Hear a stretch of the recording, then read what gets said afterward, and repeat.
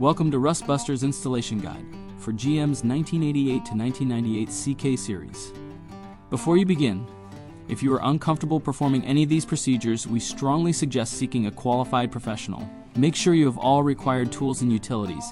Follow all manufacturer safety precautions.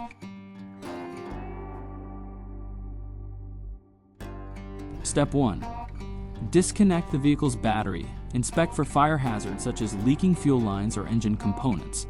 Repair or remove any hazards before starting. Step 2. Lift the cab and clear the work area of fuel lines and brackets. Step 3.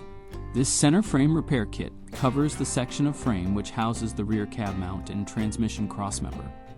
You have two options. Option 1. Remove the rear cab mount and transmission crossmember and replace them later.